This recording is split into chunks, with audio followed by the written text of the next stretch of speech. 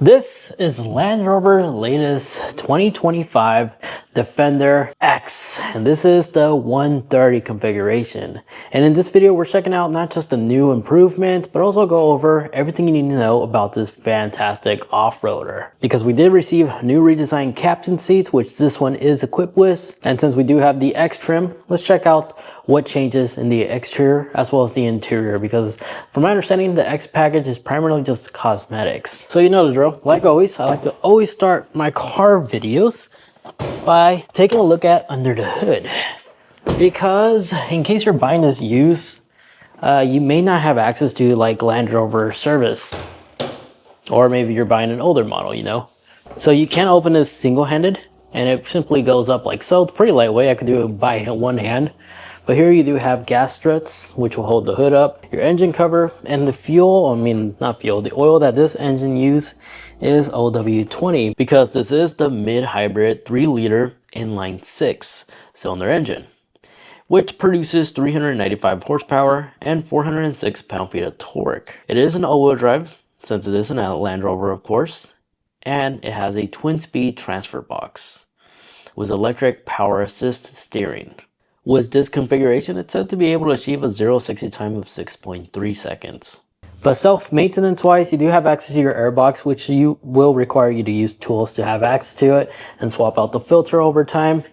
And this engine cover can simply just pop out, which will give you access to your complete engine. And I can see some of your spark plug coils right there, which means you are going to have to remove some of the intake tubing to have access to this in terms of long run self-maintenance wise, to have access to your spark plugs. So it is a little bit hands-on to do certain things, but here you can see your supercharged turbo right here on the side. Your windshield wipers fluids located here, and you do have a terminal to the battery right here in case you have to get jumped or jump another vehicle. And your radiator fluid looks to be located right here, right underneath the airbox. You do have a physical dipstick, which is always nice to see. No need to rely on a sensor or anything like that to tell you your oil level. But to my surprise, there's plenty of room here to like reach around and grab certain things. And also your oil filter is right there, right next to the oil cap. So it may look confusing, but it's not too bad, especially when it comes to just oil changes. Let me put the engine cover back on it. And then even though this is the inline 6, there is a V8 option as well. Now I'm going to close the hood because let's take this opportunity and look at the front fascia.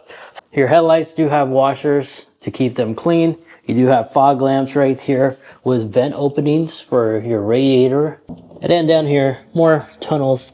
These ones actually will help cool the brakes. And then if we look below, you do have a couple of skid plates there that you have to remove to drain the oil if you're doing that route. And your 360 camera as well as your sonar sensors are all located here.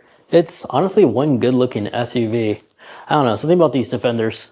Now these are air ride suspension. Right now I do have it on the lowest setting, and it's more than enough to clear like parking lots and their blocks and stuff when forward parking.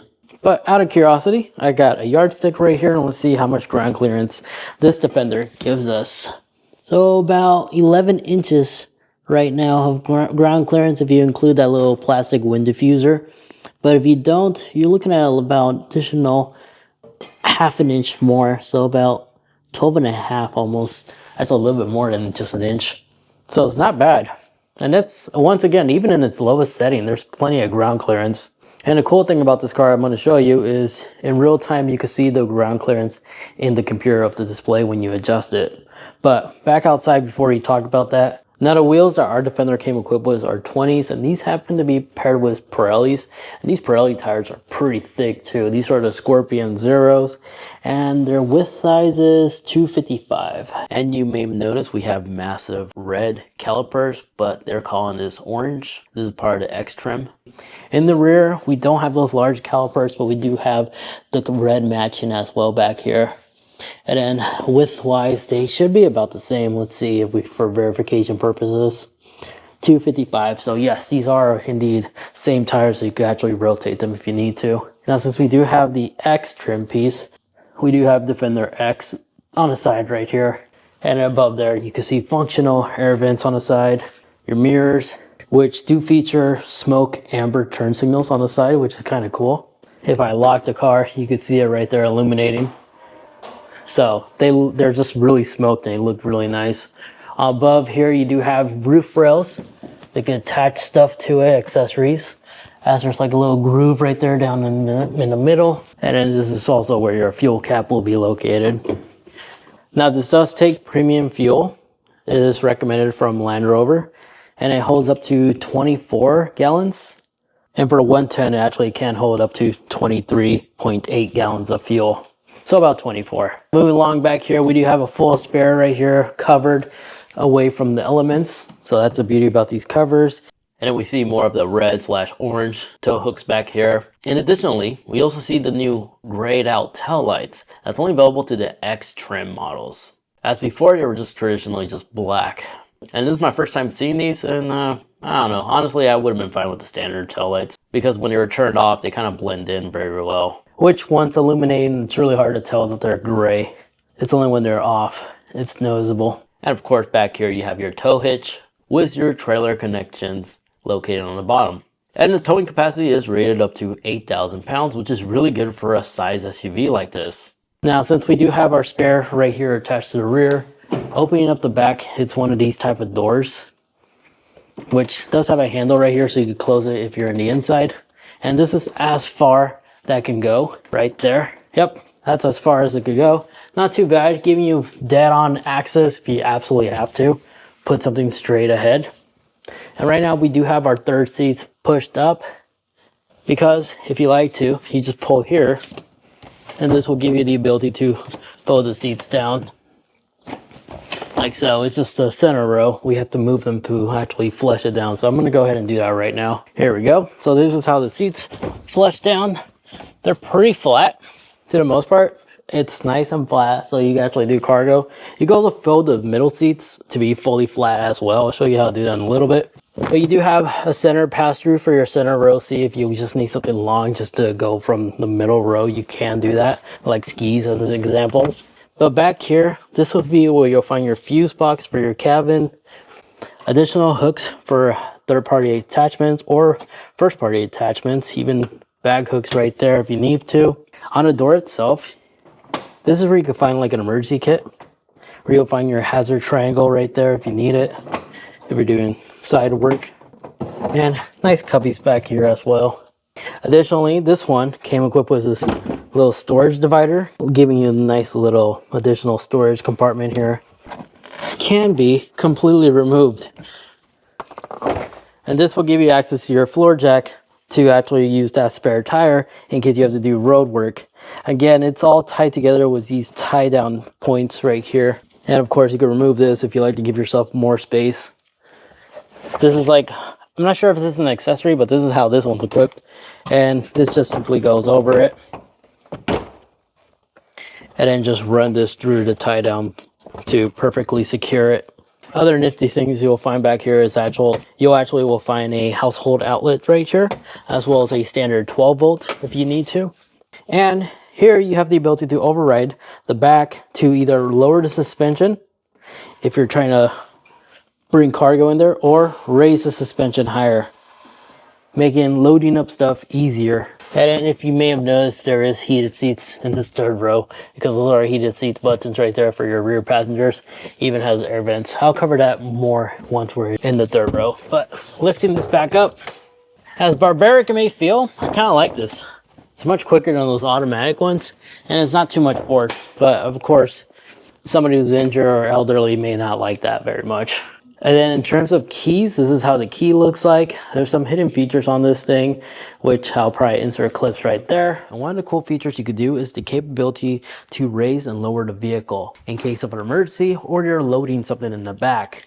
So to activate this, you do have to go inside the vehicle itself and turn on your hazards. With the hazards flashing, you then want to go grab your key fob, then unlock, and then press and hold the headlight button as well as the lock button. And you see here, we are raising the rear side for loading purposes, and then it slightly raises up the front. Again, that is the headlight button as well as the unlock button to raise, and then to lower, just do the headlight and lock button. And now we are lowering the vehicle. So if an event would happen, I'm pretty sure those two features will come in clutch and help you out. If for whatever some reason you're camping near your vehicle, funny thing is I've discovered is if you put the key like above the roofs, if you have one of those cargo roof thingies, the vehicle does not unlock. See? But if I grab the key, I'm like, it unlocks. So that's pretty cool. And if you like to disable the proximity sensor pulse that it has for like theft, or if you're camping nearby on the ground next to your car and you don't want somebody to sneak in and just have access to your interior, a way to disable this, we have to go inside the car. So you got to turn on the car and then turn off the car and then tap the headlight button 3 times and 1 on lock, and then your hazard will go off as it just did. So now if I go up to the car and try unlocking it, it doesn't do anything. It just gives me feedback that somebody's trying to break in my car using my key fob. And you're not locked out because you just simply unlock it and it will unlock it. But to restore this, you need to repeat the process. To enable this, you need to make sure your door is open, repeat the process, turn on the engine and turn it back off, hit the flash 3 times and then lock. And then now it should work. So let's see. Yep. Open, it locks and also unlocks, And that's how you enable this. But hopping into the back now, if I fold down the seat, let's say for example, you notice how when it's folded down it's not all the way flush? Well, you can override this by simply applying a lot of pressure. You can override it so it sits perfectly flushed down like you see right here, giving you the maximum cargo flush space possible. And then once you're done, you just simply pull this and it pops back up, back to the default folding position. Just you may need to move the front seats, like I have it jammed right now. Let me go ahead and fix that. There we go. Now I can bring this up. But now let's go ahead and hop into the back seat and then move the seat up so we can actually get back there. So I have the front seat placed in its default seat setting, and I have actually really great leg room back here. And of course, since we do have captain seats on this one, I can always just do this, give myself additional leg room. I'm 5'8" and I have a lot of headspace. I really do enjoy these back seats out of all the back seats I've sat in recently, because it's not only a proper 3rd row seat, the seat belt's like right here on the ceiling that you can just grab for the 3rd row. So they do have their own seat belt that's not in the way. But if you look closely, I actually do have air vents. In addition to that, I have my own snap handles I could grab. Even has a little hook. And I have cup holders, as well as heated seat controls right here. In addition to that, it gets even better. The sunroof is an actual sunroof that I can manually pull open to give myself more lighting back here. A family with a lot of kids will definitely love this size SUV. You even have a USB-C port right here next to the air vent, as well as the opposite side also has that too, as well as their cup holder and their own little cubby right here to hold like an iPad or something like that. And the armrest actually is padded. It's really nice back here. You even have tie down hooks right here if you need it, and additional air vents right underneath here too. The only thing about this glass roof though, does not open, which is fine, sunlight, but the main one over there does. Enough of that, let's get back in the center row now. So here we are in the center row, and then these are manual adjustable, so I need to pull on a little lever to actually adjust it.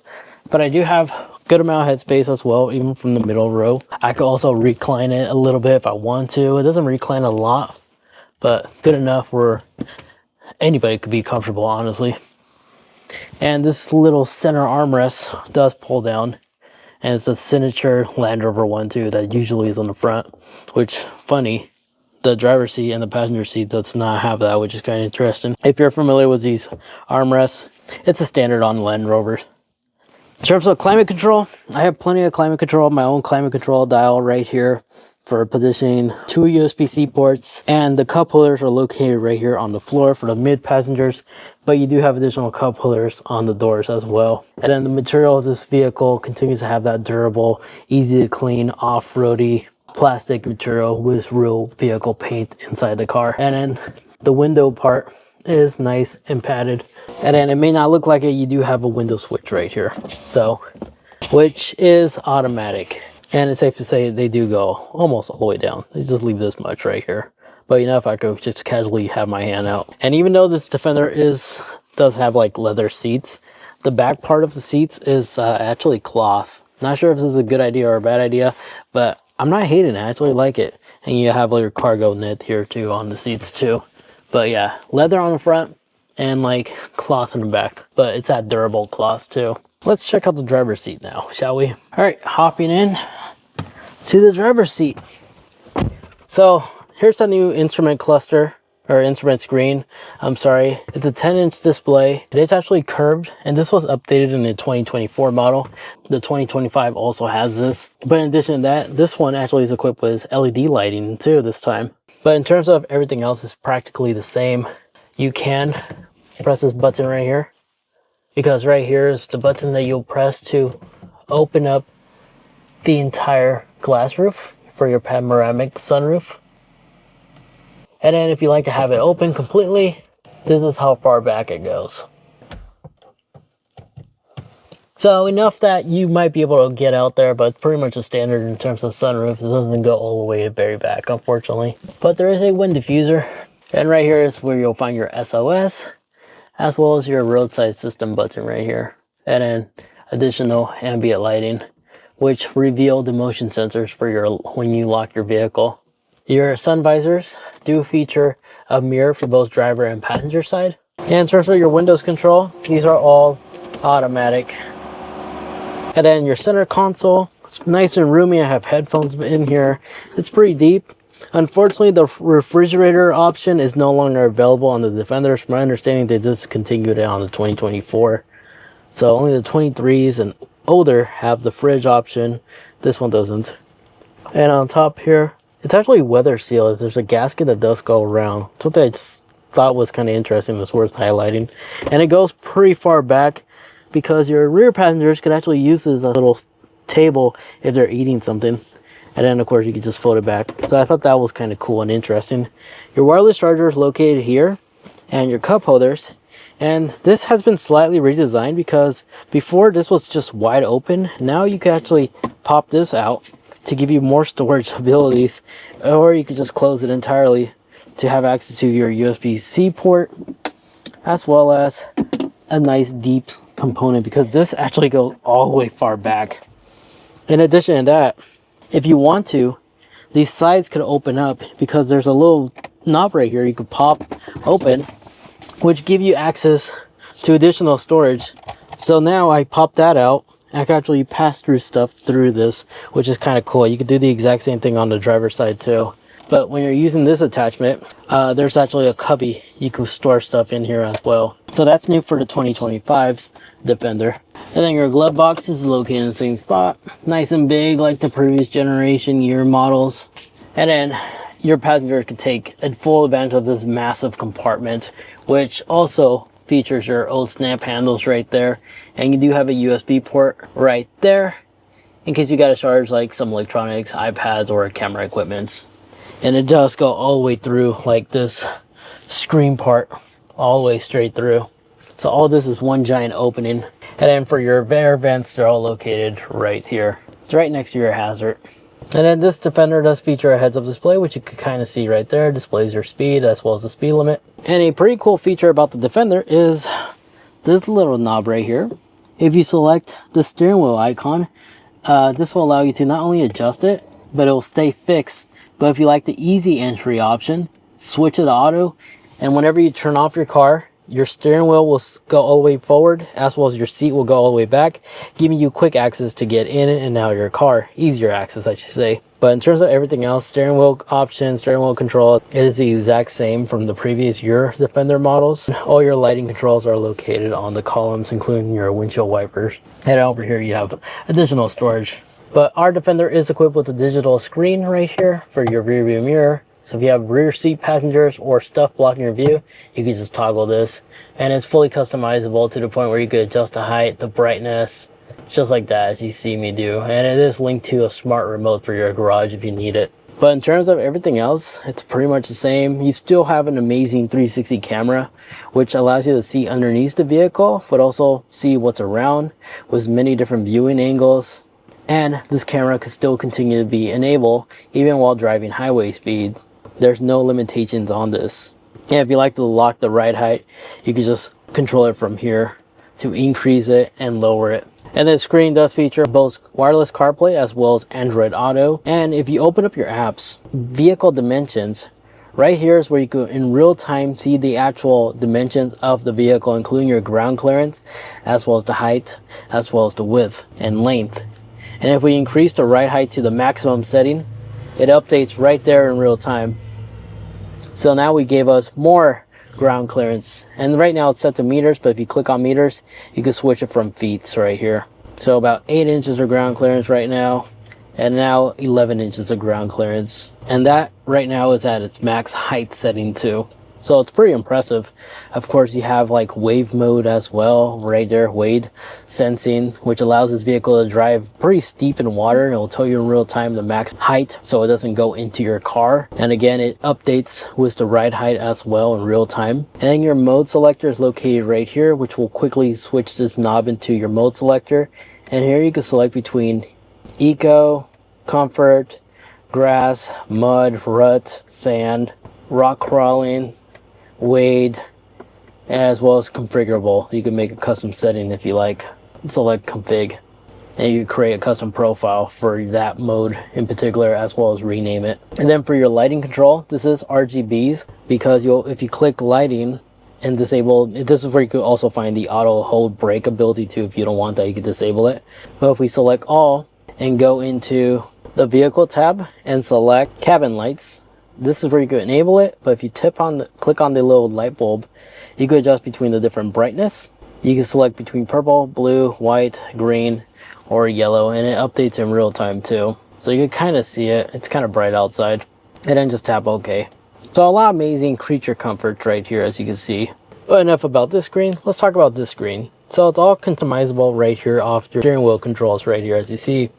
If I push down, if I press on the center, here you can switch between panel information layouts. There's two types. You can have the traditional ones with the analogs, and then from here you could customize the center screen to display 4x4 information, your MPG, your driver assist, or have a clock. You can even have maps right here as well, or your media control. But if I press again and press again, and then go into display layouts, here you can switch between a single display, a single like speedometer gauge, as well as like your maps on the other side. And you can customize both right and left.